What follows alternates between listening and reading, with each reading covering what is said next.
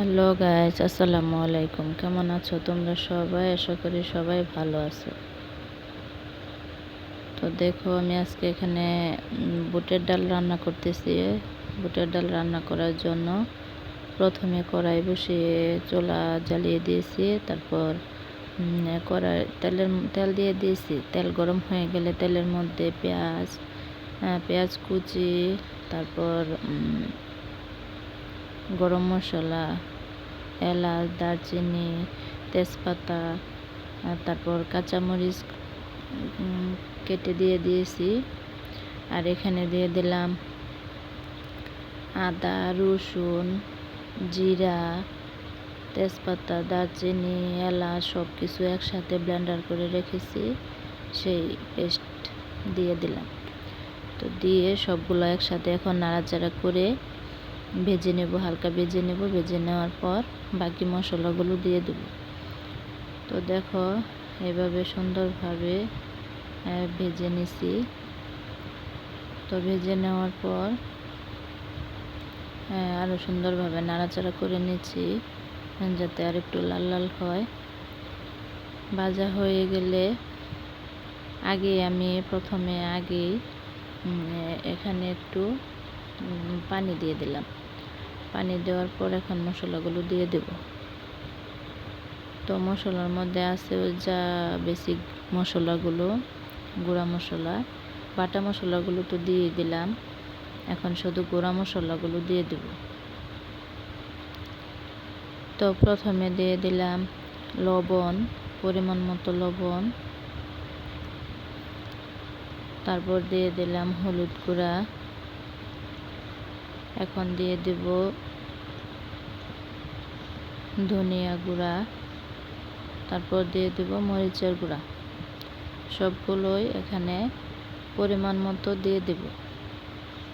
তো আমার ডাল এখানে অনেকটাই আছে, সেই অনুযায়ী মশলাগুলো দিয়ে দিচ্ছি। দিয়ে সুন্দরভাবে নাড়াচাড়া করে এই সব কিছু একটু কষিয়ে নেব। অপেক্ষা করব বলক আসা পর্যন্ত। বলক আসা, এই যে মশলা কষানো হয়ে গেছে। এখন এর মধ্যে দিয়ে দিলাম ডালগুলো সুন্দরভাবে নাড়াচাড়া করে মশলার সাথে একটু কষিয়ে নিয়েছি।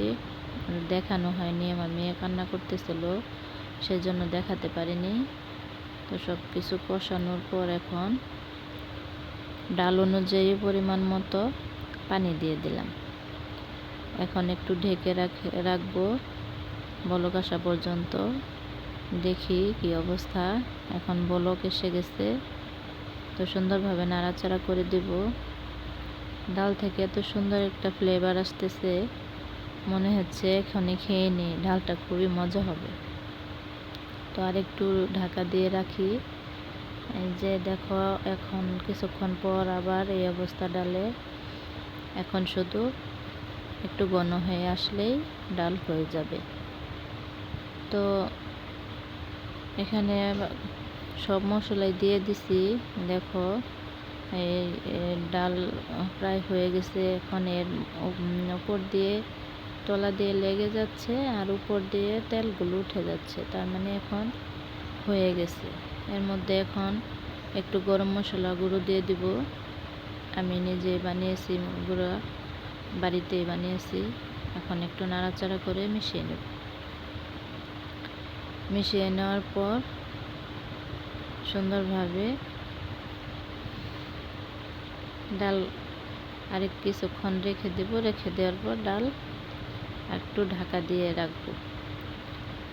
রেখে আরেকটা বলক আসলে ডালগুলো নামিয়ে নেব।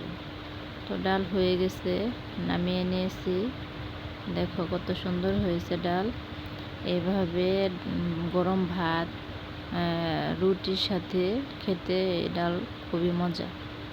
তো তোমরা সবাই আমার চ্যানেলটার পাশে থাকবে, আমার জন্য দোয়া করবে, আমি যেন জীবনে প্রতিষ্ঠিত হতে পারি, আমার ভিডিওগুলো দেখবে। আজকের মতো এই পর্যন্তই। আসসালামু আলাইকুম, আল্লাহ হাফেজ।